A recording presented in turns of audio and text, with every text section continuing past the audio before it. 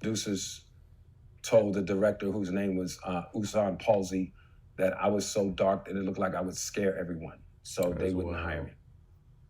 That is and that's what happened on that. I haven't spoken on it, but I'm gonna put it in my book. And basically, that these motherfuckers racist and motherfuckers keep supporting them, keep doing here, doing that. These motherfuckers got money. They don't care. They is racist as fuck. They don't give a fuck about your ass, nigga. All they want is your dollar, nigga. Yeah. All they want is your dollar, nigga. You over there going to their shit, buying this and that and this. You feel me? Like, no, bruh, stop all that shit. These people don't care about you. So the same motherfuckers too dark for a McDonald's commercial, but y'all motherfuckers eating McDonald's and shit. How that work? They don't care about you, nigga. They won't care about your body. They don't care about feeding you the right shit. They just giving you cheap ass. Really, it's human food that they could make profit off of, and your ass could keep buying in the hood, nigga. Yeah, shit is crazy. happened. I better wake up. I better wake the fuck up, nigga. I ain't eat McDonald's in years. I'm talking about years. Nigga, stop. Yo, once you see that video of the McDonald's food not getting mold after years of sitting around, I'm pretty sure anybody would stop eating that shit. I would hope so. Motherfuckers that actually care, you know. Her, who's African and French, and a white producer whose name I can't remember, said, "Mr. Powell, you are our first choice. If you don't get this role, it's not because we didn't fight for you." But that's happened to me on a McDonald commercial. One of my friends was a producer and the agency, and the agency thought I was just too dark. You got to understand. I tell people, like I told my panel last night, there was an article years ago. I'm not sure if it was in Esquire magazine. These people is racist as fuck, dog. Y'all keep eating at they shit. That shit is mind-boggling to me. Nigga talking about he too dirt. Fuck type shit that is. That talked about Black Hollywood, white Hollywood. And there's an article in there by Wesley Snipes, white agent from CAA, that sent Wesley in for a role. And this is documented. And they called him and said, "Don't send anybody darker than Denzel." That is wild. Racism permeates, and it's not the same anymore, because we're seeing, really dark-skinned actresses and dark-skinned actors. But you got to understand, if Obama was my complexion, he wouldn't have been president. You know what I'm saying? For a fact, nigga. And you got to understand. You got to ask yourself, why though? But why? Because they don't want your ass in power, nigga. They don't want... Well, I don't want these niggers turning up and controlling shit, and when they bring back the shit they ancestors was doing. You see what I'm saying? Like, yo, we are our ancestors. You see the major shift that's occurring right now. Right? Motherfuckers being locked in, knowing this, that, and it. So really the church is getting used to this shit, waking up and some more shit. So these people, bro, they wicked. They want your soul for a fact. Still get followed around stores. I mean, I ride first class. I was in first class one time, and this guy kicked my seat. And I stood up and I said, "Would you kick my seat if I was a white boy?" Because there's all kinds of different people in the world that like, what is this doing flying first class with us up here? Mm-hmm. I'm like, I make more money than all of y'all in first class. So you got to understand, still people like that in the world. It's people like that in this business. I did a TV series, which I am not going to say. Man, fuck them people, nigga. Black man's heaven is a white man's hell, nigga. Y'all could suck my dick. I ain't asking for shit from y'all niggas. All y'all could suck my dick on my skin too dirt. Yeah, bitch, love it, pussy. Fuck. Y'all females be loving her, man. Fuck them white bitches too, though, but I'm just saying, I'm just making a point, like, that shit is wild. And these motherfuckers crooked. Man, I always fuck up that word. Crooked. Man, fuck y'all. But some of the Teamsters were Klan members. Crooked. This is real. It's real. Cricket. I don't take any shit from anybody that's racist, sexist, or anything. Period. Oh, right.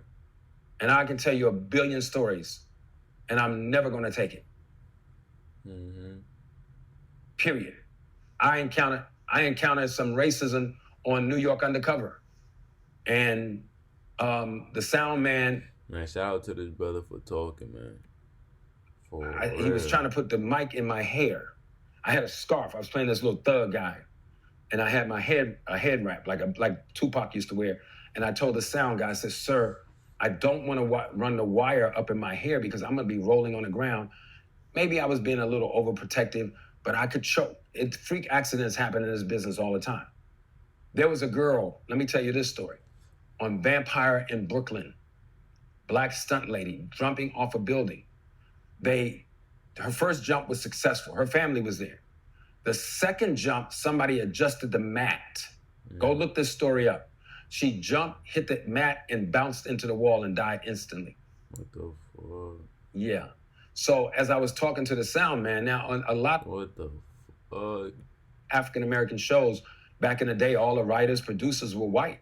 You may have one or two black folks there. And that directly shows the imaging, the self-image, the image that's being pushed to the community. Because of that reason he said right there was the reason a lot of motherfuckers was gangbanging, a lot of sisters was hoeing, and a lot of brothers just lost. You hear me? It's crazy. Like, it's wild. It's crazy. I don't deal with racism very well because I grew up in Washington, D.C., and I grew up with good white folks and a million black people. So it's one of my triggers. So I told the sound guy, I said, I don't want to put the wire in my hair.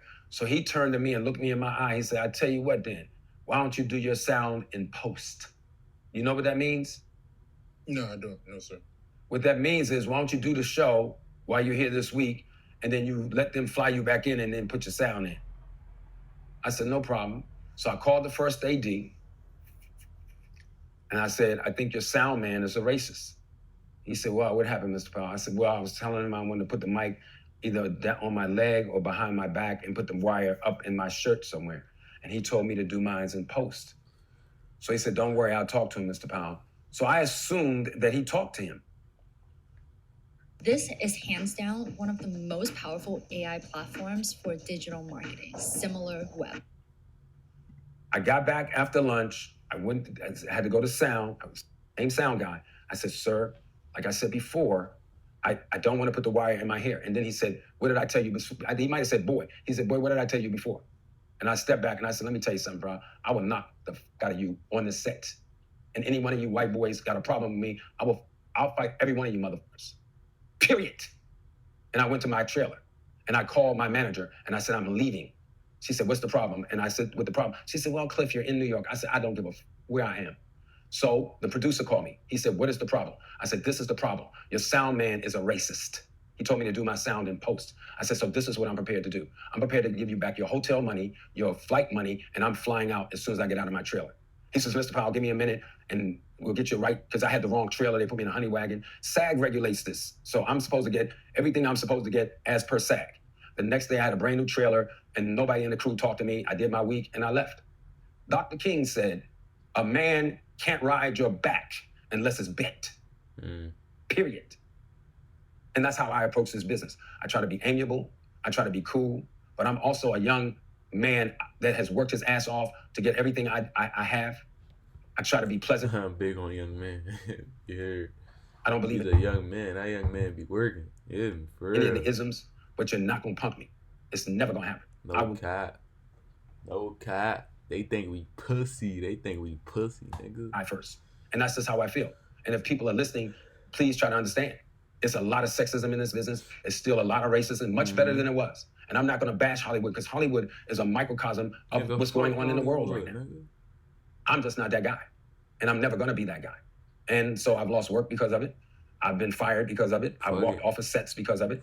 And that's just the way it's gonna be. And that's how I operate. Fuck it. Now all money, good money. Fuck it. I'm not bragging. I'm not boasting. I just try to come to work and do my job. Period. I had a McDonald's commercial. There's two black. Simon, the guy wanted me to be a coon. It's the same. Being a coon and being blocked is the same thing to me.